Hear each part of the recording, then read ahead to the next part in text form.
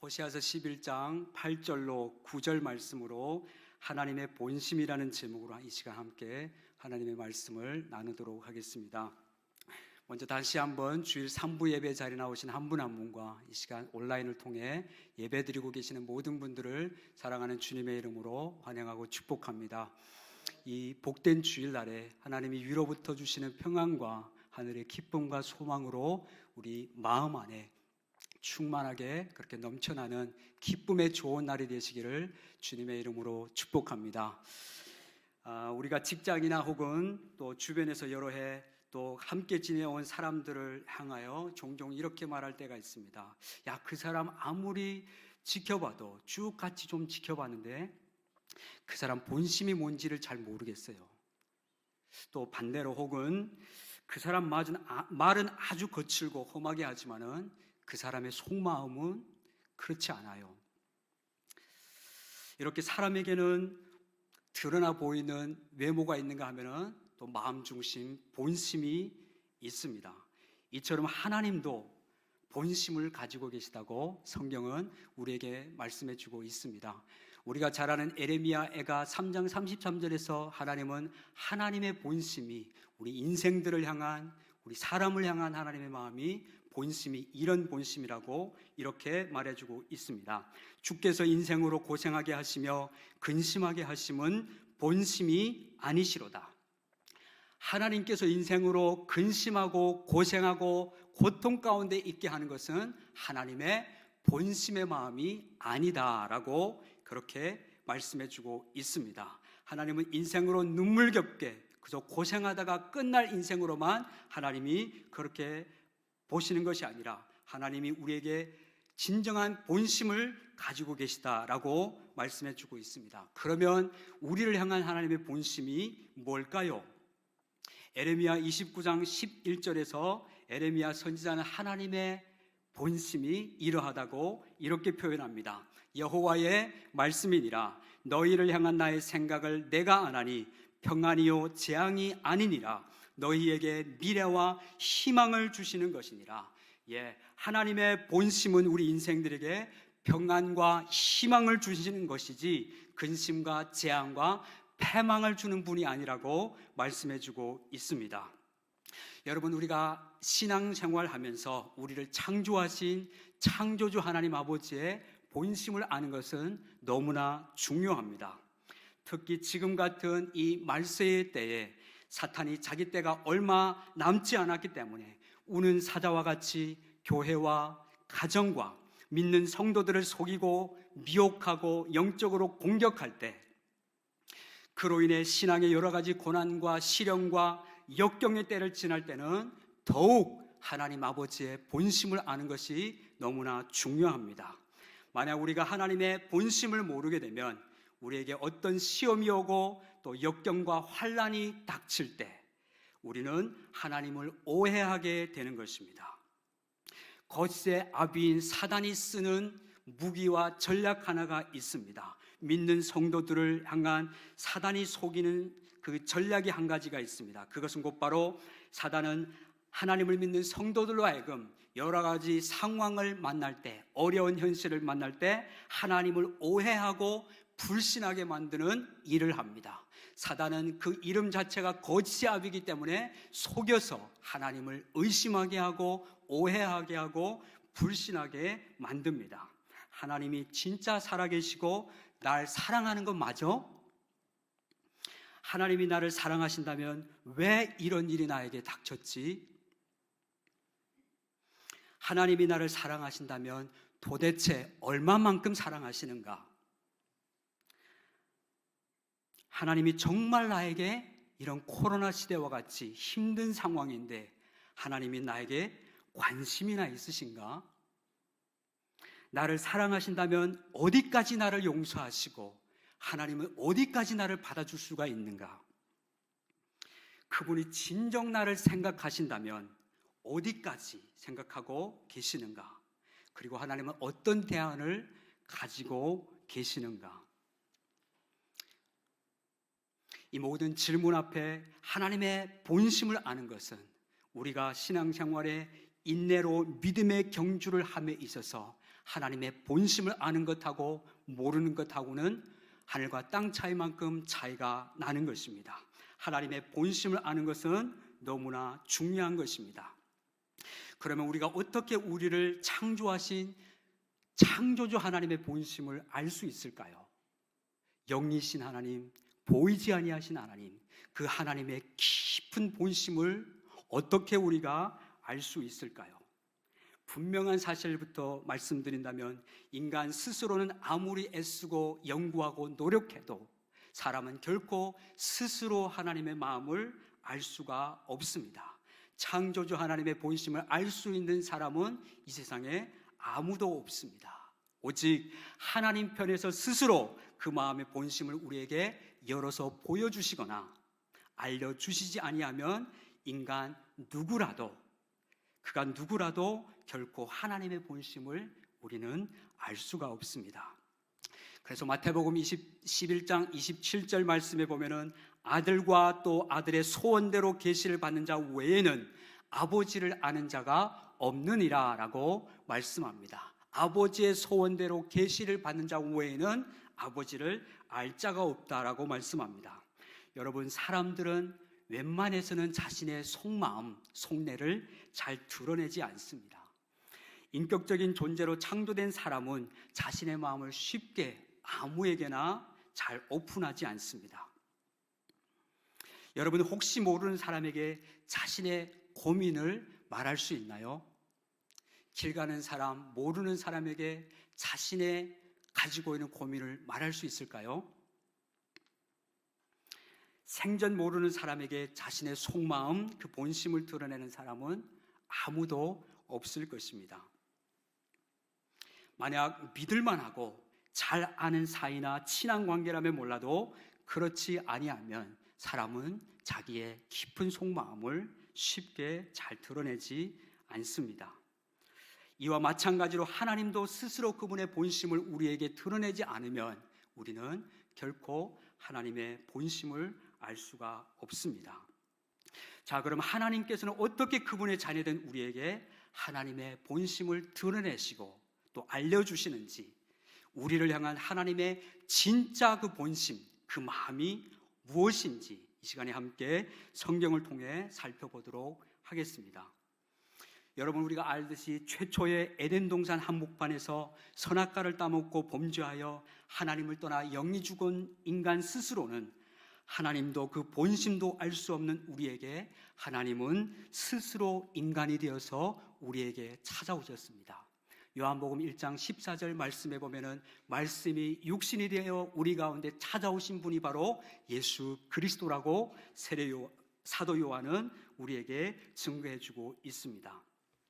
하나님은 그 아들 예수님을 이 땅에 보내셔서 하나님이 어떤 분이신지, 하나님의 본심이 무엇인지 예수님을 통해서 우리에게 하나님의 본심을 보여주셨습니다.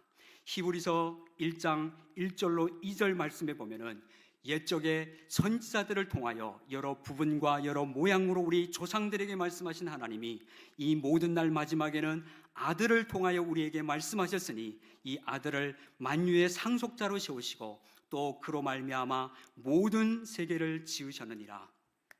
하나님은 구약에서 옛 선지자들을 통하여, 옛적에는 선지자들을 통하여 여러 부분과 여러 모양으로 선지자들을 통하여서 하나님의 본심이 무엇인지를 드러내어 말씀해 주시다가 이 모든 날 마지막에는 아들을 통하여 독생자 예수 그리스도 하나님의 본체이신 예수님을 통하여서 우리에게 그분의 본심을 드러내 주셨습니다. 선악과 사건이 있은 후 영이 죽어 스스로 하나님을 알 수 없는 우리에게 하나님은 구약 성경 내내 여러 부분과 여러 모양으로 선지자들을 보내셔서 하나님의 본심이 무엇인지 계속해서 말씀해 오시고 계시해 오시다가 드디어 때가 차매 하나님의 카이로스 때가 차서 이 모든 날 마지막에는 독생자 예수 그리스도를 통해 우리에게 하나님의 그 본심을 예수님을 통해서 알려주셨습니다. 하나님의 본체이신 예수님은 말씀이 육신이 되어 이 땅 가운데 오셔서 우리에게 하나님의 깊은 본심을 우리에게 드러내 주셨습니다. 첫 번째로 하나님은 예수 그리스도를 통하여서 당신의 깊은 본심을 하나님의 자녀된 우리에게 드러내 주십니다. 두 번째로 하나님은 성령님을 통하여서 우리에게 하나님의 깊은 본심을 알려주신다고 말씀합니다. 고린도전서 2장 10절로 12절 말씀 우리 자막 보시고 함께 읽도록 하겠습니다. 같이 읽습니다. 시작. 오직 하나님이 성령으로 이것을 우리에게 보이셨으니 성령은 모든 것 곧 하나님의 깊은 것까지도 통달하시느니라. 사람의 일을 사람의 속에 있는 영 외에는 누가 알리요? 이와 같이 하나님의 일도 하나님의 영 외에는 아무도 알지 못하느니라. 우리가 세상의 영을 받지 아니하고 오직 하나님으로부터 온 영을 받았으니 이는 우리로 하여금 하나님께서 우리에게 은혜로 주신 것들을 알게 하려 하심이라. 아멘. 하나님은 성령님을 통하여서 우리에게 하나님의 본심을 알려주신다라고 말씀합니다. 10절 말씀에 오직 하나님이 성령을 통하여서 이것을 할 때 여기서 이것을 하나님의 본심이라 말할 수 있겠습니다. 하나님의 본심을 성령님을 통하여 우리에게 보이셨으니 성령은 모든 것 곧 하나님의 깊은 것까지 통달하시느니라 라고 말씀해주고 있습니다. 또 11절에 사람의 일을 사람의 속 사정을 사람의 속에 있는 영 외에는 누가 알리요? 라고 말씀합니다. 우리가 이렇게 주일날 함께 모여서 예배드리고 있지만 우리는 서로 옆 사람의 마음을 아무도 잘 모릅니다. 옆에 앉아 계신 분들이 어떤 속에 사정을 계시고 계신지, 어떤 힘든 일이 있는지, 어떤 어려운 시간들을 일들을 당하고 있는지 우리는 서로 아무도 우리 옆에 있는 사람의 마음을 모릅니다. 그러나 우리의 마음을 감찰하시는 하나님은 우리의 마음을 다 알고 계십니다. 그래서 하나님 이와 같이 하나님의 사정도 하나님의 영 외에는 누가 알리요? 라고 말씀합니다. 12절에 우리가 세상의 영을 받지 아니하고 오직 하나님으로부터 온 영, 성령을 받았으니 이는 우리로 하여금 하나님께서 우리에게 은혜로 주신 것들을 알게 하려 하심이라고 말씀합니다. 성령님은 우리에게 오셔서 하나님께서 우리에게 은혜로 주신 것들을 깨닫게 해 주십니다. 그리고 하나님의 깊은 곳을 통달하여서 우리에게 하나님의 본심을 알려주십니다. 성령님은 하나님의 깊은 본심을 이렇게 우리에게 알려주십니다. 그리고 이 하나님의 본심은 원래 감추어졌던 비밀이다라고 골로새서 1장 26절로 27절은 말씀합니다. 하나님 아버지의 본심은 감추어졌던 비밀이다라고 골로새서 1장 26절로 27절은 이렇게 말합니다.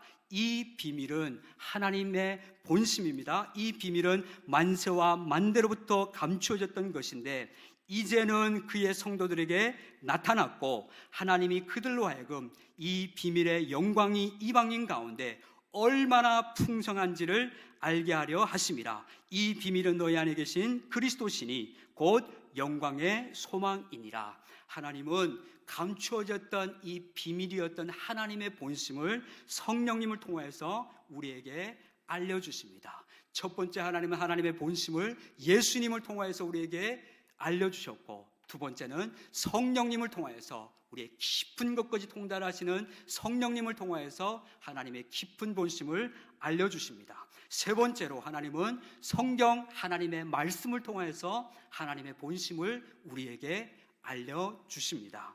우리가 성경을 보면 우리 편에서 하나님의 이 본심을 알고자 노력하는 마음보다 하나님 편에서 우리에게 그 본심을 알려주시고자 하는 그 마음이 더욱 간절하고 더욱 절절한 것들을 우리가 성경을 통해서 보게 됩니다. 타락한 인류 역사 가운데 하나님의 이런 자발적인 일하심이 있었기에 우리는 하나님의 본심이 무엇인지를 알게 되는 것입니다. 하나님의 이런 자발적인 일하심, 우리가 요청하지 않았을 때, 우리가 아직 구하지 않았을 때 하나님이 친히 예수님을 통하여 성령님을 통하여 계시된 성경 66권 말씀을 통하여 우리에게 하나님의 본심을 알려주시는 것입니다. 자, 그렇다면 우리를 향한 하나님의 본심은 뭘까요? 우리를 향한 하나님의 진짜 본심은 뭘까요? 결론부터 말씀드린다면 우리를 향한 하나님 아버지의 본심은 사랑이십니다. 우리를 향한 하나님 아버지의 본심은 뭐라고요? 네, 사랑이십니다. 우리를 향한 하나님의 본심은 악심이 아닙니다. 하나님은 속성상 선하신 분이십니다. 그분에게는 악이란 결코 존재할 수가 없습니다. 선하신 하나님은 우리를 향하여서 사랑의 본심을 가지고 계십니다. 하나님의 본심은 우리를 그냥 필요할 때 데려다가 실컷 부려먹고 실컷 사용하고 나서 이제 쓸모가 없으면 쓰레기 버리듯이 우리를 버리는 하나님이 아니시라는 것입니다. 하나님의 본심은 우리가 망하거나 실패하기를 바라시는 분이 아니라 우리를 향한 하나님 아버지의 본심은 사랑이라고 성경은 말씀해주고 있습니다. 요한복음 3장 16절에 하나님이 세상을 이처럼 사랑하사 독생자를 주셨으니, 사랑하셔서 하나님은 아들을 우리에게 주셨고, 사랑하셔서 우리에게 약속하신 보혜사 성령님을 보내주셨고, 사랑하셔서 수많은 기자들을 통해서 성경을 기록하게 하고, 이 완전하고 흠없는 하나님의 완전한 진리의 말씀을 우리 가운데 주셨습니다. 우리는 예수님을 통하여, 성령님을 통하여, 계시는 하나님의 성경 말씀을 통하여서 우리를 향한 하나님의 본심을 알 수 있는 것입니다. 그리고 그 하나님의 본심은 사랑이라는 것입니다. 요한복음 로마서 8장 32절에 보면은 자기 아들을 아끼지 아니하고 우리 모두를 위하여 내어주시니가 어찌 그 아들과 함께 모든 것을 우리에게 은혜로 주지 않겠느냐라고 말씀합니다. 로마서 8장 32절 말씀처럼 사랑하셔서 우리를 그 아들과 함께 우리에게 모든 것을 은혜로 주셨다고 말씀합니다. 하나님께서 우리에게 은혜로 주신 모든 것들은 성령님의 역사와 은혜 없이는 우리는 깨달을 수가 없습니다. 복음의 진리는, 하나님의 본심 비밀은 인간의 지성이나 이성으로는 깨달을 수 없다는 말씀입니다. 오직 하나님이 성령으로 하나님의 본심을 우리에게 말씀해 주셨습니다. 여러분, 인격적인 존재인 사람은 동기가 부여되지 아니하면 절대 움직이지 않습니다. 사람은 인격적인 존재이기 때문에 반드시 어떤 동기가 부여돼야만이 움직임이 있게 됩니다. 짐승은 그냥 재갈과 채찍이나 혹은 또 당근을 주어서 얼려서 길들이고 또 움직일 수 있지만, 인격적인 존재인 사람은 분명한 동기가 부여되지 않으면 절대로 움직이지 않습니다. 여러분, 한번 일어나 보세요. 네, 아무도 일어나지 않았습니다. 네, 2부 예배 때는 일어나신 분이 계셨는데 3부 예배 때는 아무도 일어나지 않았어요. 왜 일어나지 않으셨나요? 마음에 일어나야 할 동기가 아직은 전달이 되어지지 않았기 때문에, 제 말에 일어나십시오, 여러분 일어나세요 하는 이 말에 아직 왜 일어나야지, 이런 마음의 어떤 준비가 없기 때문에, 동기가 아직 부여되지 않았기 때문에 일어나지 않은 것입니다. 이처럼 우리는 인격적인 존재이기 때문에 마음의 동기가 있어야만이 움직이게 되는 것입니다. 사람을 움직이는, 효과적인 움직이게 하는 동기 3가지가 있습니다. 첫 번째는 사람을 아주 효과적으로 움직이게 할 수 있는 동기, 첫 번째는 두려움이라고 하는 동기입니다. 이 두려움이라는 이 동기를 사람에게 딱 주면은 사람은 움직이게 되어 있습니다. 우리가 어릴 적에 집에서 어린 아이들을 키우면서 말을 잘 듣지 않고 막 땡깡 부리고 할 때 좀 엄하게 겁을 한번 줘서 엄한 말로 겁을 주면은 잠시는 말을 좀 듣는 것 같은 그런 효력이 있습니다. 이런 두려움의 동기는, 그 힘은 강압적이고 상황적이며 조건적이라 할 수 있는 것입니다. 이 두려움이라는 동기가 부여될 때는 사람이 움직이고 행동하게 됩니다. 그러나 두려움의 동기가 사라지게 되어지면 사람에게 일어났던 변화도 함께, 그 두려움의 동기와 함께 사라지게 되는 것을 보게 됩니다. 그에 대한 신뢰로 이제 군대를 예로 들 수 있을 것 같습니다. 여러분, 중국에서는 아무나 군대에 데려가지 않습니다. 그런데 대한민국은 남자로 태어나면 무조건 군대에 가야 하지만은 중국은 자격이 돼야 하고 조건을 갖추어야만이 군대 가기 굉장히 어렵습니다. 왜냐하면 군대 갔다 오면은 혜택이 아주 높기 때문에 막 그 수많은 수십억 사람들이 15억 인구 중에 그런 사람들이 군대 가려고 줄을 서 있으니까 아무나 데려가지 않습니다. 한국은 반드시 남자면 군대에 가야 합니다. 어느 날 자유분방하게 제멋대로 살아가던 어떤 아들이 군대에 입대하게 되었습니다. 집에서는 맨날 엄마 말씀 잘 듣지 않고 엄마가 아침에 깨워서 일어나라니까 일어나라고 소리 질러도 잘 일어나지 않는 아들이 군대에 가게 됐습니다. 군대에 가서는 일어나 이런 말 할 필요가 없습니다. 새벽부터 기상나팔 소리와 함께 일어나지 않았다가는 반죽도로 얻어맞게 되어져 있습니다. 그래서 두려움이라는 이게 오기 때문에 말을 잘 듣게 되어 있습니다. 군대에서는 우리가 알다시피 자기 마음대로 할 수 없습니다. 민간인으로서 제 멋대로 살던 삶은 군대 안에서는, 그 조직 안에서는 허용되지 않습니다. 군대에서는 민간인에 대한 죽고 군인으로서 살도록 두려움의 동기를 조성하여서 군대에서는 아주 엄한 훈련을, 강한 훈련을 시킵니다. 그래서 철저한 군인 정신을 넣어줘서 오직 명령에 살고 명령에 죽는 그런 군인을 만드는 것입니다. 어떤 한 부모가 아들을 면회 가보고 혹도 휴가라 놓은 아들을 보니 너무 달라졌습니다. 집에 있을 때랑 군대 갔다가 휴가차에 나왔는데 보니까 너무 달라졌습니다. 너무 막 적극적이고 순종적이고 하는 그 아들을 보면서 군대가 진짜 좋긴 좋다.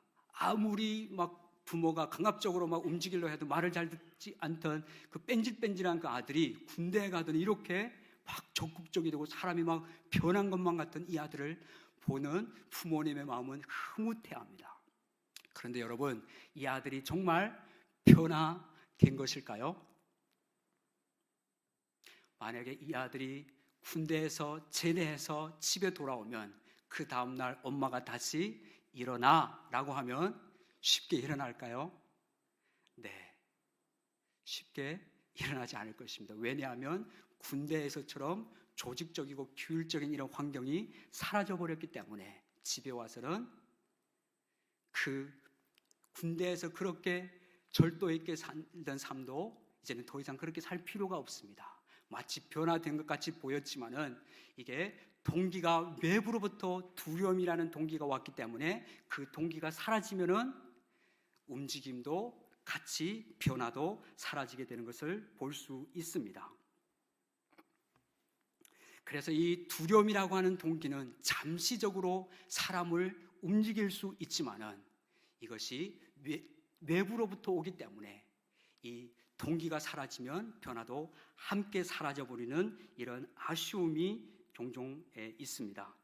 두 번째로 사람을 움직이는 동기가 있습니다. 두 번째로 사람을 움직이는 동기는 책임감 내지는 의무감이 있습니다.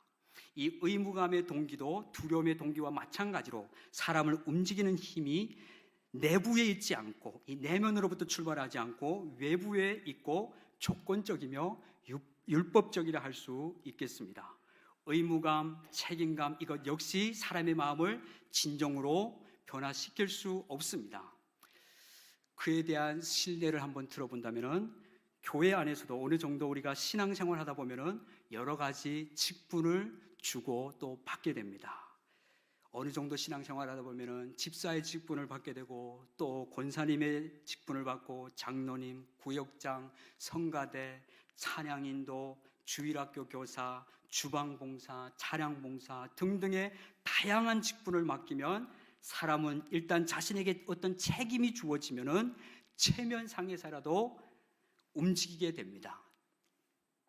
책임감이 주어지면 교회에 일찍 와서 자기에게 주어진 그 역할을 잘 감당하게 됩니다. 그런데 이 의무감 내지 책임감도 동기가 외부에서부터 오기 때문에 잠시 사람을 움직이는 데는 효과가 있어 보이지만은 이 책임감 내지는 직분이 사라지면은 더 이상 움직이지 않은 아쉬움이 이 책임감이나 또 의무감도 있는 것을 보게 됩니다. 특별히 한국 교회는 새벽 기도를 당연히 해야 하는 것으로 모두가 다 받아들이고 있습니다. 특히 목회자라면 더더욱 그러합니다. 이 의무감이 한국교회 목회자들로 하여금 싫든 좋든 새벽 기도를 하게 하는 원동력이 되는 것입니다.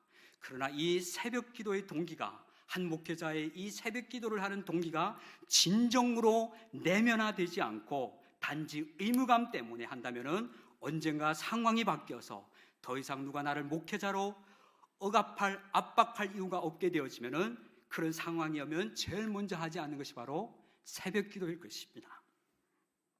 이처럼 책임감 내지는 또 의무감 때문에 만약 충성하고 책임감 때문에 단지 의무감 때문에 충성하고 헌신하고 봉사한다면 그 의무감이 사라지면 이 모든 것이 함께 사라지게 될 위험이 있다는 말씀입니다. 마지막으로 사람을 움직이는 아주 효과적이고 가장 좋은 동기는 바로 사랑이라고 하는 동기인 것입니다. 인격적인 존재인 사람을 움직이게 하는 가장 좋은 동기는 바로 사랑인 것입니다. 두려움이나 의무감은 이 동기가 외부에서부터 오지만 사랑이라고 하는 동기는 내면으로부터 일어나기 때문에 사랑해서 하면 무엇이든지 원망도 불평도 없이 적극적, 자발적으로 순수하게 하게 되는 것을 보게 됩니다. 사랑은 동기가 마음속으로부터이기 때문에 어떤 일도 불평 없이 감사함으로 기쁨으로 하게 됩니다. 사랑이 동기가 되어서 교회 직분을 맡은 사람들은 그 일이 힘든지 어렵든지 관계없이 기쁨과 감사함으로 싱글벙글 기쁨으로 할 수 있게 되는 것입니다. 우리에게 독생자를 보내주신 하나님 아버지의 깊은 본심이 바로 사랑이라고 말씀합니다. 우리를 죄와 사단으로부터 세상 권세로부터 건져내고 구원하신 목적도 이 사랑이 동기가 되어서 우리를 구원해 주신 것입니다. 하나님이 세상을 이처럼 사랑하사 독생자를 주셨으니 우리를 향한 창조주 하나님의 깊은 본심은 사랑입니다. 할렐루야. 고린도서 13장은 사랑장으로 우리가 잘 알고 있습니다. 사도 바울은 고린도 교회 성도들에게 사랑은 이런 것이라고 말할 때 그 사랑 안에는 속성이 담겨져 있는 것을 보게 됩니다. 사랑은 속성상 오래 참는 것입니다. 사랑은 온유하며, 사랑은 시기하지 아니하며, 사랑은 자랑하지 아니하며, 사랑은 교만하지 아니하며, 사랑은 무례히 행치 아니하며, 사랑은 악한 것들을 생각하지 아니하며, 불의를 기뻐하지 아니하며, 진리와 함께 기뻐하고, 모든 것을 참으며, 모든 것을 믿으며, 모든 것을 바라며, 모든 것을 견디느니라 라고 말씀합니다. 이 사랑의 속성은 영원한 속성인 것입니다. 사랑은 속성상 지치지도 피곤치도 곤비치도 않고, 그렇게 하는 목적 자체가, 그렇게 행동하고 순종하는 것 자체가 사랑이기 때문에 억지스럽지 않고 가장 순수하고 자발적이게 됩니다. 그래서 아가서 8장 6절로 7절에는 이 사랑의 속성을 솔로몬은 이렇게 표현해주고 있습니다. 함께 우리 아가서 8장 6절로 7절 말씀 같이 읽어봅니다. 시작. 너는 나를 도장같이 마음에 품고 도장같이 팔에 두라. 사랑은 죽음같이 강하고 질투는 소울같이 잔인하며 불길같이 일어나니 그 기세가 여호와의 불과 같으니라. 많은 물도 이 사랑을 끄지 못하게 걷고 홍수라도 삼키지 못하나니 사람이 그 온 가산을 다 주고 사랑과 바꾸려 할지라도 오히려 멸시를 받으리라. 아멘. 아가서에서 말씀하시는 이 사랑은 속성상 물로도 불로도 끌 수 없다고 말씀합니다. 어떤 경우에도 우리를 향한 하나님의 사랑은 영원하고 끝이 없다고 말씀합니다. 그래서 이 하나님의 사랑, 우리를 향한 이 하나님의 사랑은 물로도 불로도 결코 끌 수 없다고 말씀합니다. 그래서 사도 바울은 로마서 8장에서 이 하나님의 사랑을 가리켜서 누가 우리를 이 하나님의 사랑에서 끊으리요? 그는 믿음의 확신의 선포를 이렇게 우리에게 말해주고 있습니다. 다 함께 로마서 8장 35절로 39절 말씀 바울의 선포를 같이 한번 읽어보도록 하겠습니다. 시작. 누가 우리를 그리스도의 사랑에서 끊으리요? 환난이나 고난이나 박해나 기근이나 적신이나 위험이나 칼이라. 기록된 바 우리가 종일 주를 위하여 죽임을 당하게 되며 도살할 양같이 여김을 받았나이다 함과 같으니라. 그러나 이 모든 일에 우리를 사랑하시는 이로 말미암아 우리가 넉넉히 이기느니라. 내가 확신하노니 사망이나 생명이나 천사들이나 권세자들이나 현재일이나 장래일이나 능력이나 높음이나 깊음이나 다른 어떤 피조물이라도 우리를 우리 주 그리스도 예수 안에 있는 하나님의 사랑에서 끊을 수 없으리라. 아멘. 이 하나님의 위대한 사랑에서 아무도 끊을 수 없다고 사도 바울은 선포합니다. 하나님께서 우리를 사랑하셔서 독생자 예수 그리스도를 보내주셨고, 사랑하셔서 성령님을 우리에게 보내주셨고, 사랑하셔서 그 아들과 함께 모든 것들을 은혜로 주신 목적은 하나님의 가장 깊숙한 마음에서부터 사랑이 동기가 되어서 주셨기 때문에 무엇으로도 이 하나님의 사랑을 막을 길이 없다고 성경은 말씀해 주고 있습니다. 하나님의 이 완전한 사랑, 하나님의 이 절대적인 사랑에서 아무도 우리를 끊을 자 없다고 말씀합니다. 하나님에게 있어서 그렇기 때문에 자녀된 우리에게 결코 이 사랑을 하나님은 중단시킨 적이 없다고 말씀합니다. 우리를 향한 하나님의 사랑은 무조건적인 아가페 사랑이기 때문에 우리의 인간의 이성이나 지성으로는, 상식으로는 죽었다 깨나도 이 하나님의 사랑을 이해할 수가 없습니다. 그래서 이 하나님의 사랑은 오직 믿음으로만 받게 하신 것입니다. 할렐루야. 그래서 사도 요한은 요한일서 4장 16절에서 이렇게 하나님을 표현해 주고 있습니다. 요한일서 4장 16절에서 하나님이 우리를 사랑하시는 사랑을 우리가 알고 믿었노니 하나님은 사랑이시라. 사랑 안에 거하는 자는 하나님 안에 거하고 하나님도 그의 안에 거하시느니라. 우리를 사랑하시는 사랑을 우리가 알고 믿었노니 하나님은 사랑이시라라고 말씀합니다. 여러분, 우리가 어떻게 하나님의 사랑을 다 알고 또 이 은혜를 다 받고 또 경험했지만 우리가 실제적인 삶 가운데 하나님의 사랑에 대해서 알고 있고 이 조건 없는 하나님의 사랑에 대해서 다 경험하고 있지만은 때로는 우리의 삶 가운데 원치 않게 신앙의 위기가 찾아올 때가 있습니다. 기도해도 아무런 응답이 없는 것 같이 느껴질 때가 간혹 있습니다.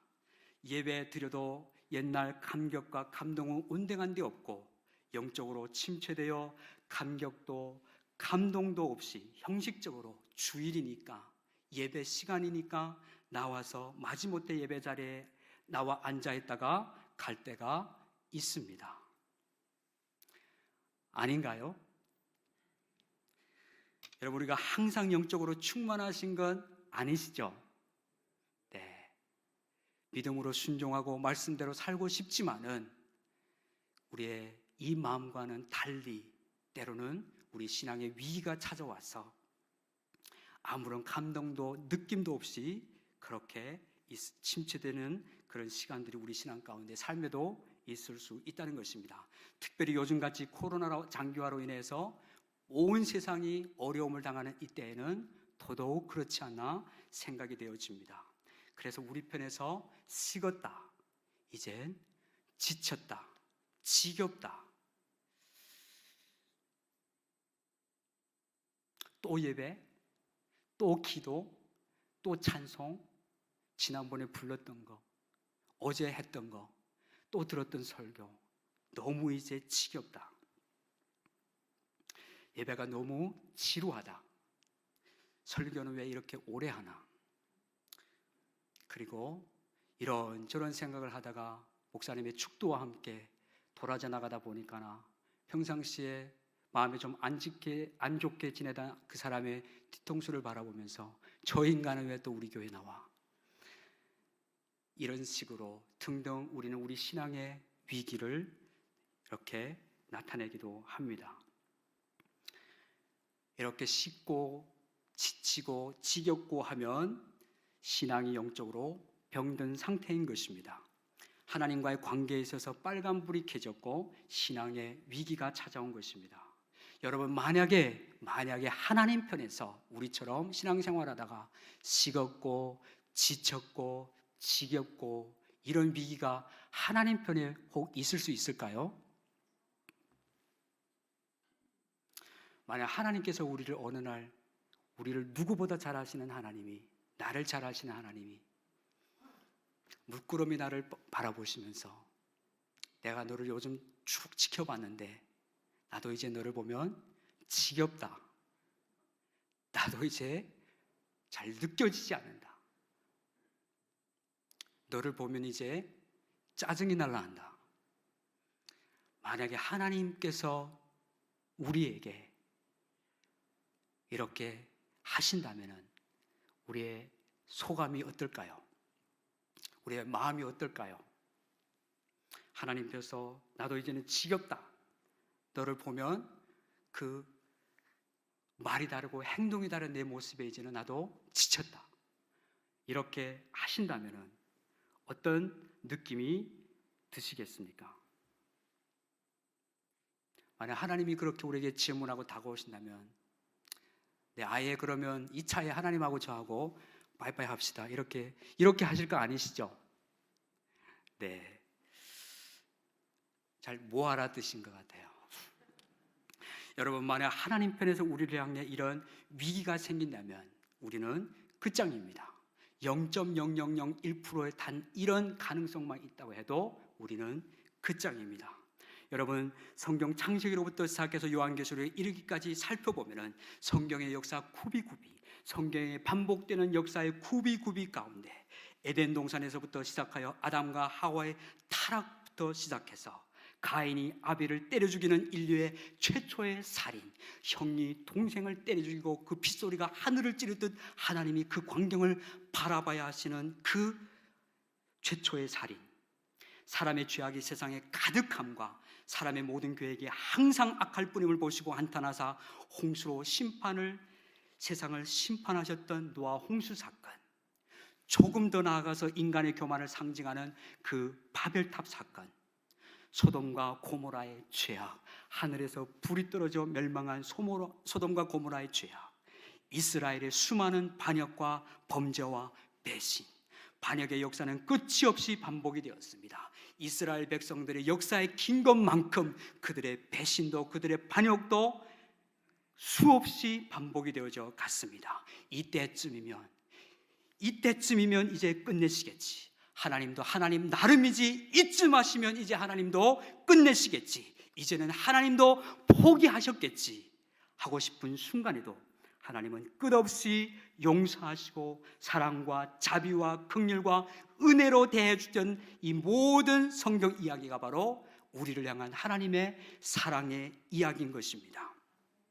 우리는 신앙생활을 하다가 혹 지쳤다, 지겹다, 식었다 할 수 있지만 우리를 향한 하나님의 사랑은 결코 그러실 수가 없습니다. 여러분, 하나님의 사랑이 성경에 많이 나와 있지만 그 중에서 구약 성경 호세아서에 보면은 하나님은 언약 백성 이스라엘을 어떻게 그 인애와 사랑으로 사랑하셨는지 호세아서는 우리에게 하나님의 본심, 그 사랑을 우리에게 잘 드러내 보여주고 있습니다. 이제 호세아에 대해서 여러분 소개하고자 합니다.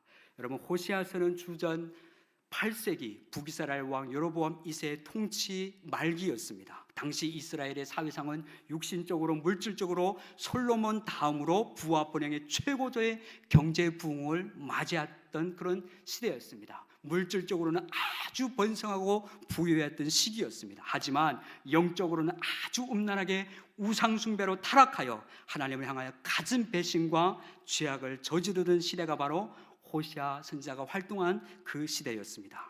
당시 우상의 숫자가 그 당시 마을의 숫자보다 더 많았다고 합니다. 우상이 얼마나 많은지 당시 마을의 숫자보다 우상이 훨씬 더 많았다고 합니다. 호세아 선지자 당시 남유다 북이스라엘 할 것 없이 상태가 어떠했는지 이사야서나 에레미야서나 에스겔서 같은 데 읽어보면은 그 당시 타락이 크게 달해있던 모습을 우리는 보게 되는 것입니다.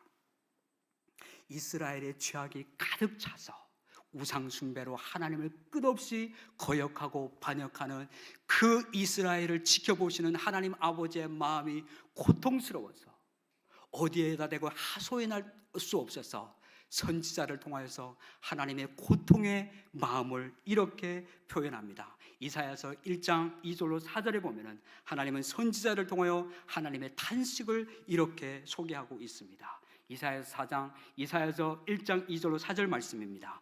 하늘이여 들으라, 땅이여 귀를 기울이라. 여호와께서 말씀하시기를 내가 자식을 양육하였거늘 그들이 나를 거역하였도다. 소는 그 임자를 알고 나귀는 그 주인의 구유를 알건만은 이스라엘은 알지 못하고 나의 백성은 깨닫지 못하는도다. 슬프다 범죄한 나라여 허물진 백성이요 행악의 종자여 행위가 부패한 자식이로다. 그들이 여호와를 버리며 이스라엘의 거룩하신 이를 만홀히 여겨 멀리하고 물러갔도다. 그들이 여호와를 버리며 이스라엘의 거룩한 일을 만홀히 여겨 멀리하고 물러갔도다. 이 모습이 바로 당시 타락한 이스라엘 백성들의 모습이었습니다. 이러한 시대적 배경 속에서 호세아 선지자는 BC 750년경에 북이스라엘 선지자로 부르심을 받습니다. 어느 날 하나님께서 북이스라엘 호세아 선지자 부엘리의 아들 호세아를 선지자로 부릅니다. 그리고 이렇게 말씀합니다. 호세아, 너 가서 음란한 고멜을 아내로 맞이하여서 아내로 삼고 결혼하여서 음란한 자식을 낳아라. 이렇게 하나님께서 말씀하십니다. 선지자로 부르심을 받은 호세아는 이 하나님의 부르심이 어떠한 부르심인지 다 알지 못한 채 왜 음란한 여인, 하필이면 선지자인데 음란한 여인과 결혼해서 왜 음란한 자식을 낳으라고 하는지 알지 못했지만 그는 순종합니다. 이제 하나님이 중매서시고 데려와서 고멜과 결혼을 합니다. 고멜은 그 당시 이스라엘에 모르는 사람이 없을 정도로 아주 음란하기 짝이 없는 동네의 바람난 여인이라고, 음란한 여인이라고 소문이 자자한 그런 여인이었습니다. 고멜이라는 뜻은 완성이라고 하는 뜻인데 부패 완성이라고 할 만큼 음란한 그런 여인이었습니다. 하나님께서 그런 음란한 여인 보고 호세아 보고 결혼하라고 합니다. 그리고 호세아는 드디어 순종하여 결혼을 합니다. 결혼해서 얼마 지나지 않았는데 고멜이 배가 불러서 집에 들어왔습니다. 알고 봤더니 호세아의 자식이 아니라 나가서 바람을 피워서 다른 남자의 씨를 받아가지고 집에 들어와서 아이를 낳게 되었습니다. 그때 하나님께서 호세아에게 그 아이의 이름을 지어주라고 합니다. 자기 아이도 아닌 남의 아이를 낳았는데 호세아 보고 이름을 지어주라고 합니다. 그 아이의 이름을 이스르엘이라. 이스라엘이 아니고 이스르엘이 비슷한 이름인데 이는 내 백성이 아님이라 하는 의미를 담아서 이스라엘이라 이렇게 이름을 지어주라고 합니다. 그리고 다시 고멜이 두 번째 또다시 나가서 또 웬 남자의 씨를 받아가지고 집에 들어옵니다. 둘째는 딸을 낳습니다. 루함이라고 해서 딸을 낳아서 내 하나님이 또 이름을 지어주라고 합니다. 하나님이 그의 이름을 루함이라 이렇게 지어줍니다. 그리고 이제 그 둘째 아이를 젖댈 만큼 해서 또 집을 나가더니 또 고멜이 나가 바람을 피해서 셋째 아이를 임신해가지고 옵니다. 그리고 아이를 낳게 되자 하나님이 또다시 그에게 이름을 지어주라고 말씀하십니다.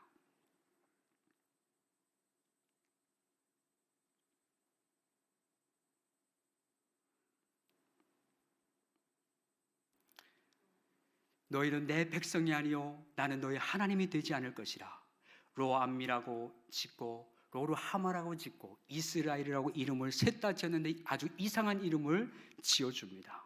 그 뜻인즉 너희는 내 백성이 아니요 나는 너희 하나님이 되지 아니할 것이다 라고 하는 하나님의 의지를 호세아에게 보여준 것이었습니다. 자식 셋 다 호세아 선지자의 친자식이 아니었습니다. 남의 종자였습니다. 호세아 아무리 선지자라고 하지만은 다 해봤자 그는 사람이고 인간이었습니다. 자존심을 가지고 있는 남자로서 그런 끔찍한 고통을 당해보지 않으면 아무도 호세아의 심정과 마음을 알 수 없을 것입니다. 선지자라고 사람들이 다 알고 있는데 선지자의 체면이 말이 아니었습니다. 하나님을 전하는 호세아 선지자라고 하는 그 체면이 말이 아니었을 것입니다. 호세아 선지자가 동네 사람들에게 말도 안 되는 취급을 당하며 그가 겪었을 아픔과 고통을 생각하면 이루다 그 고통이 어떻게 표현할 수 없을 것 같습니다.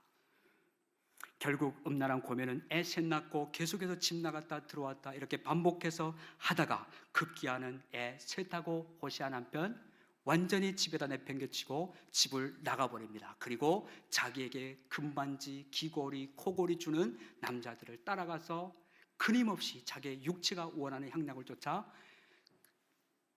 방탕하게 그렇게 살아갑니다.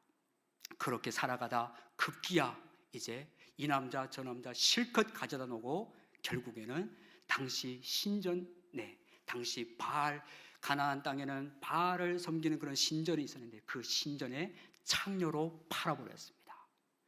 이런 상황 가운데 하나님이 다시 그냥 생각만 해도 기가 막힐 노릇인데 이런 고통의 마음을 가지고 있는 호시아에게 하나님이 다시 찾아오셔서 말씀합니다. 호시아, 내 안에 고멜이 지금 사창가에 팔려가서 어디에 있다. 그러니 은 15세겔과 또 보리 한 호멜 반을 가지고 가서 값을 지불하고 내 안에 고멜을 다시 사오라 라고 하나님이 말씀합니다. 이해되지 않는, 그냥 아예 차라리 잊고 사는 게 더 속이 편했을 것입니다. 잊을 만한 그때 다시 하나님은 가서 값을 지불하고 고멜을 사오라고 하십니다. 하나님이 왜 이런 순종을 요구하시는지 다 이해할 수 없지만 호시아 선지자의 마음에 피눈물을 흘리면서 순종을 합니다. 그리고 은 15개와 보리 한 호멜 반을 가지고 가서 사창가에 빨려간 고멜을 다시 값을 주고 사옵니다. 그리고 그에게 이렇게 말합니다. 여보, 고멜, 당신은 여전히 내 사랑하는 아내요. 나는 당신의 남편이요. 이렇게 말하자 고멜이 아주 비웃습니다. 꺼져! 이 병신 같은 자식아, 꺼져! 꺼지란 말이야. 매일 하나님 묵상한다고 쭈구리가 앉아있는 호시아 선지자는 결코 고멜에게 있어서 아무 재미도 없었습니다. 이 병신 같은 자식, 꺼져! 그러면 호시아가 다시 말합니다. 여보, 그래도 당신은 여전히 내 사랑하는 아내요. 나는 당신의 남편이요. 그렇게 하면 할수록 더욱더 갖은 쌍욕을 호시아에게 합니다. 근데 하나님이 호시아 보고 호시아서 3장에 보면은 호시아에게 가서 값을 주고 지불하여 데려올 때 그가 인간이기 때문에 그가 만약 말을 듣지 않고 순수하게 따라오지 않거든 반복해서 거친 들로 데리고 가서 개유해서 설득해서 데리고 오라고 주님이 호시아에게 말씀하셨습니다. 호시아, 결코 마음도 없지만은 하나님이 하라고 하니까 또다시 미친놈처럼 반복합니다. 여보, 나는 여전히 당신의 남편이고 나는 당신을 사랑하고, 또 반복합니다. 거절하면 또 반복하고 또 반복합니다. 그렇게 반복하기를 하다가 어느 시점에서 고멜이 받아들입니다. 그리고 따라서 집에 오게 됩니다. 호시아 선지자 순종하기는 했지만은 이제 그냥 보기도 싫은 그 아내 고멜을 집에다 데려다 놓고 이제 마음으로부터 푹푹 깊은 한숨을 냈을 때 하나님이 호시아에게 찾아오셔서 이렇게 말씀하십니다. 호세야, 너 마음 아프지? 바람난 고멜 내 아내 때문에 마음 아프지? 오늘은 너 내 얘기 좀 들어줄래? 너 좀 하나님 나 얘기 좀 들어줄래? 그러시면서 하나님께서 호시아를 보고 이스라엘을 향한 하나님의 마음을 말씀해 주십니다. 호시아, 나는 창세전부터 이스라엘 백성을 택하였고 그들을 내 아내로 사랑하였다. 하지만 내 백성 이스라엘이 내 아내 고멜처럼 나의 사랑을 배신하고 떠나간 적이 몇십 번, 몇백 번, 몇천 번인지 아니? 호시아, 내 마음이 음란한 고멜 때문에 고통스러웠던 것처럼 내 마음도 고통스러워서 견딜 수가 없단다. 내 마음도 내 마음과 똑같이 내 마음도 이스라엘을 바라보는 내 마음도 고통스러워서 견딜 수 없다. 그래서 내가 마음 먹기를 스스로 마음에 이르기를 이제는 내가 포기할 거야 라고 단념하려고 생각을 먹이면 어김없이 내 마음이 고통스러워서 견딜 수가 없구나. 왜냐하면 그것은 이 이스라엘 백성들이 나를 떠나 살 수 없는 그들이 앞으로 겪게 될 고통, 그 저주와 비참한 고통 가운데 살아가야 할 그들의 미래를 바라보는, 그 고통을 바라보는 마음은 내가 더 고통스러워서 견딜 수가 없다. 그래서 지금도 나는 나를 배신하고 음란한 고멜과 같이 나를 거역하고 우상을 따라 숭배하는 이스라엘을 나는 지금도 포기할 수 없다. 그러시면서 호시아 11장에 하나님의 이런 깊은 본심을 호시아에게 이렇게 말씀하십니다. 다 함께 호시아서 11장 8절 말씀 같이 읽어보도록 하겠습니다. 에브라임이여 내가 어찌 너를 놓겠느냐, 이스라엘이여 내가 어찌 너를 버리겠느냐, 내가 어찌 너를 아드마같이 놓겠느냐, 어찌 너를 스보임같이 두겠느냐. 내 마음이 내 속에서 돌이키어 나의 긍휼이 온전히 불붙듯 하도다. 에브라임이여 내가 어찌 너를 놓겠느냐. 에브라임은 이스라엘의 가장 강력한 지파였습니다. 동일한 이스라엘이었습니다. 이스라엘이여 내가 어찌 너를 버리겠느냐, 내가 어찌 너를 놓겠느냐, 내가 어찌 너를 스보임같이 아드마같이 놓겠느냐. 나는 너희를 결코 놓을 수가 없다. 내 마음이 내 속에서 돌이키어서 나의 사랑, 나의 긍휼이 불이 붙어서 너희를 포기할 수 없다. 왜? 하나님 왜서입니까? 그들의 어떤 배신에도 왜 하나님은 이스라엘을 포기하지 않습니까? 이쯤 하면 됐지 않습니까? 하나님이 그들을 기다려주신 시간이 그만이면 족하지 않습니까? 할 만큼인데 하나님 왜입니까? 라고 하는 이 질문 앞에 하나님이 이렇게 말씀하십니다. 9절에서 왜라고 하는 그 질문에 하나님이 이렇게 오늘 답을 주고 있습니다. 호시아서 11장 9절 말씀 같이 읽겠습니다. 시작. 내가 나의 맹렬한 진노를 나타내지 아니하며 내가 다시는 에브라임을 멸하지 아니하리니 이는 내가 하나님이요 사람이 아님이라. 내 가운데 있는 거룩한 이니 진노함으로 내게 임하지 아니하리라. 하나님, 나는 내가 내 백성 이스라엘을 놓으려고 하면 내 속에 긍휼이 불이 붙어서, 사랑의 마음이 불이 붙어서 포기할 수 없는 이유가 있다. 그것은 내가 사람이 아니라 하나님이기 때문이다. 이는 내가 하나님이요 사람이 아님이라. 여러분, 하나님과 사람은 완전히 다릅니다. 사람은 사랑하다가 자기에게 불유익하면 포기할 수 있지만은 우리를 사랑하시는 하나님은 어떤 상황 가운데서도 결코 포기하지 않으시는 하나님이신 것입니다. 하나님은 호시아서 다 망한 것 같은, 이제 다 끝장난 것만 같은 그 상황 가운데서도 하나님은 호시아 선지자를 통해서 말씀하십니다. 에브라임이여 내가 어찌 너를 놓겠느냐, 이스라엘이여 내가 어찌 너를 버리겠느냐, 내가 어찌 너를 스보임같이 아드마같이 놓겠느냐. 내가 만약 그렇게 할 요만큼의 마음이라도 먹으면은 내 속이 불이 붙어서, 사랑의 마음이 불이 붙어서, 본질상 사랑 자체이신 그 하나님의 마음이 불이 붙어서 견딜 수 없다. 그래서 나는 이스라엘을 지금도 여전히 사랑한다. 이렇게 하나님은 자신이 안에 있는 하나님의 본심을, 이스라엘을 향한 본심을 호시아에게 말씀해 주셨습니다. 호시아 선지자는 자신의 고통스러운 마음보다 왜 하나님이 나에게 이런 순종을 요구하는지 다 이해할 수 없어서 세상에서 나만 가장 고통스럽고 하나님이 나를 선지자로 부르셨는데 왜 나만 이렇게 힘든가 라고 나만 최고로 고통스럽다고 생각했었는데, 하나님의 마음을 알고 나니까 자신의 마음과는 비교조차 되지 않는 수십 배, 수백 배, 수천 배 하나님의 이 고통의 마음은 더 크다는 사실을 호시아가 알게 되었습니다. 이 하나님의 마음을 알게 된 호시아 선지자는 낯이 뜨뜻해서 누구한테도 가서 감히 선지자라고 말할 수 없는 그런 사람이었지만, 하나님의 본심 마음을 알고 나니까 호시아가 주먹을 불끈 쥐고 일어나서 이스라엘 백성들을 향하여 거리로 뛰쳐나가서 외칩니다. 우리가 이제라도 여호와께 돌아가자.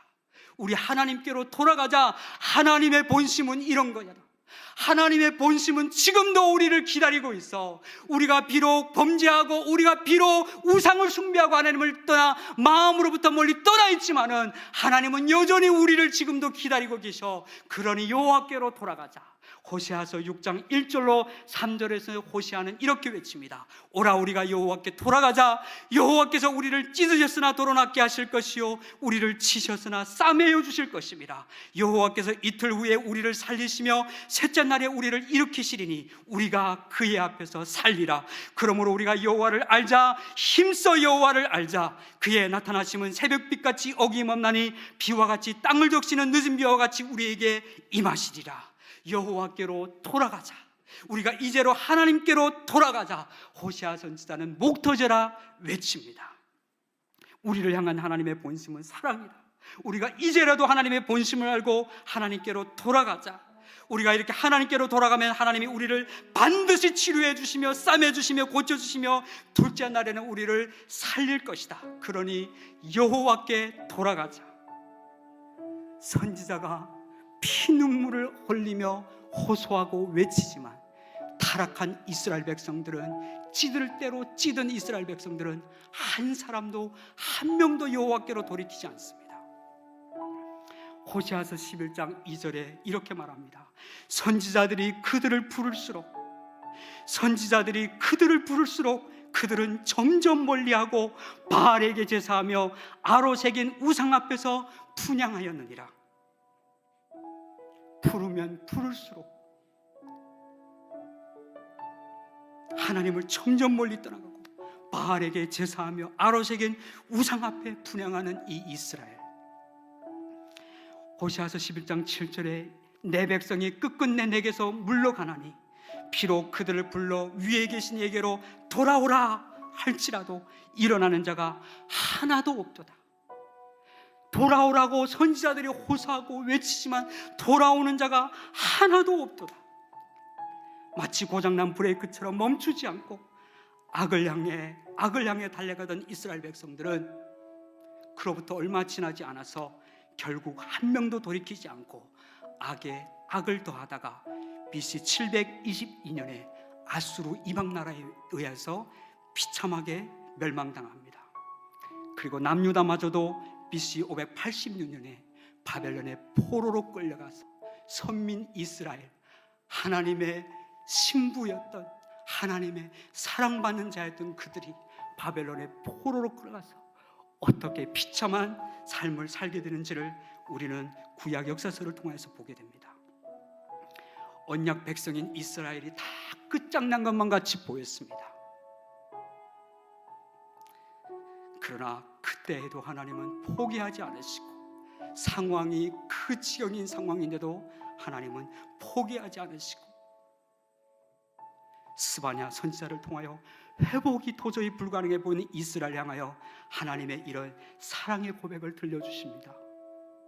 말씀대로 율법대로 순종하고 떳떳하게 살 때가 아니라 다 망해서 율법을 어기고 범죄하고 우상 따라가다 다 망해서 이방 땅에 끌려와서 비참하게 그 이방 사람들한테 짓밟이며 살아가는 그 절망의 상황 속에서 하나님은 스스로 이런 사랑의 노래를 부르셨습니다.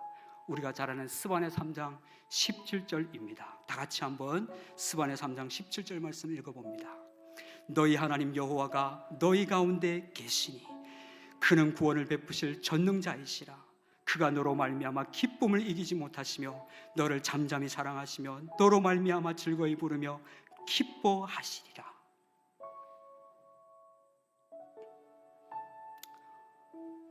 비참한 바벨론 한국복판에 너희 하나님 여호와가 너희 가운데 계시니 그는 구원을 베푸실 전능자시라.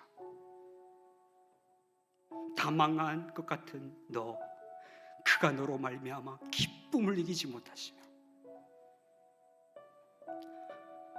호세아가 고매를 보기조차 싫었을 텐데 하나님은 이스라엘 백성들을 지켜보시면서 기쁨을 이기지 못하시며 너를 잠잠히 사랑하시며 너로 말미암아 즐거이 부르며 기뻐하시리라.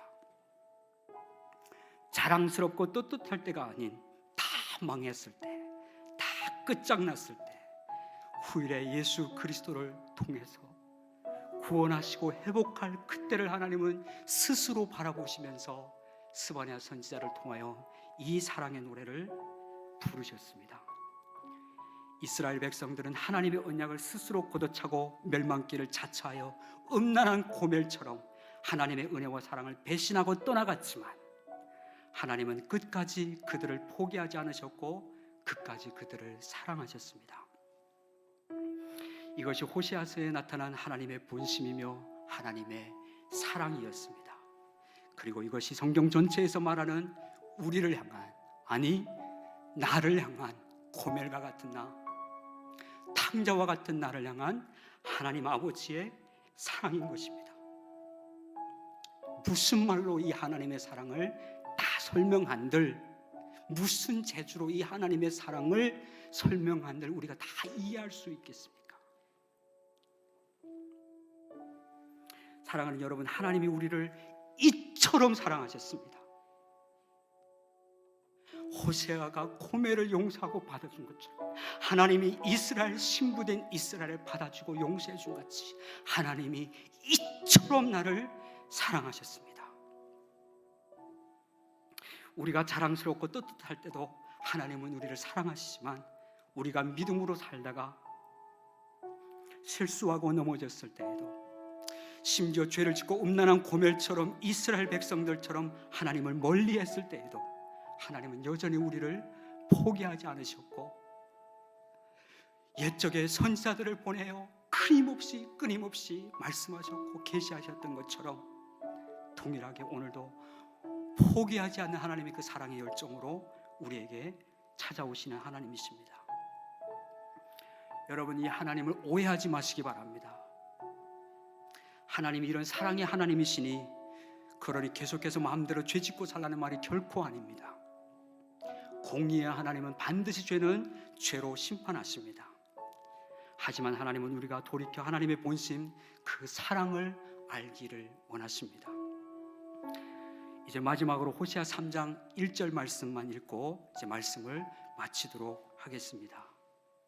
호세아서 3장 1절 상반절 말씀 같이 읽겠습니다. 시작. 여호와께서 내게 이르시되 이스라엘 자손이 다른 신을 섬기고 건포도 과자를 즐길지라도 여호와가 그들을, 여러분 이 말씀 한번 보십시오. 이스라엘 자손이 다른 신을 섬기고 하나님이 아닌 다른 신을 섬기고 건포도 과자를 즐길지라도 여호와가 그들을 사랑하나니, 사랑받을 만한 0.001%의 자격도 안 보이는 이 타락한 이스라엘, 누가 이 하나님의 사랑을 이해할 수 있겠습니까? 고린도전서 2장 16절에서 사도바울은 누가 주의 마음을 알아서 이 주의 마음을 전하겠느냐 라고 말해주고 있습니다. 누가 이 하나님의 사랑을 다 이해할 수 있겠습니까? 어떻게 설교를 잘하면 이 하나님의 본심 사랑을 우리가 다 이 깊이만큼 다 알아들을 수 있겠습니까? 어떤 누가 무엇이 이 하나님의 사랑에서 우리를 끊을 자 있겠습니까? 이 하나님의 조건 없는 사랑이 있는 한 우리는 결코 망할 수가 없습니다. 코로나가 아무리 장기화되어서 세상은 점점 악으로 치닫고 살기 어려운 시대인 것은 분명하지만, 그러나 이 하나님의 조건 없는 사랑이 우리를 향한 하나님의 무조건적인 사랑이 있는 한 우리 중 누구도 하나님의 백성은 망할 자가 없는 것입니다. 이 하나님의 사랑이 우리를 어떠한 폭풍과 절망과 좌절 속에서도 다시 회복시킬 것입니다. 이 하나님의 사랑이 어떤 절망 중에서도 우리를 다시 일으키실 것입니다. 여러분, 현재 어떤 폭풍을 만나셨습니까? 어떤 고난과 역경의 때를 지나고 계십니까? 아니면 신앙과 삶이 혹 무너졌습니까? 오늘 다시 하나님의 사랑을 의지하여 믿음으로 일어나시기 바랍니다. 여러분, 하나님은 어떠한 죄인이라도 멸망하길 원치 않으시고 악인도 죄인 중에 괴수라도 회개하고 악한 길에서 돌아와서 생명을 얻고 구원을 얻고 영생을 얻고 복을 얻게 하는 것이 하나님 아버지의 마음인 것입니다. 오늘 이 말씀을 들으시며 혹 나 자신이 현재 혹 행여나 이스라엘처럼 형식적인 예배는 있고 찬송도 부르고 기도도 하고 다 종교적인 행위를 하는 것 같은데 혹 이스라엘 백성과 같이 마음이 하나님으로부터 떠나 하나님이 전부가 아니라 내 자신이 우상이 되고 물질이 우상이 되고 다른 어떤 내가 소중하게 여기는 것이 우상이 되어서 그것에 빠져서 살고 있지는 않은지 우리 자신을 한번 돌아보셨으면 좋겠습니다.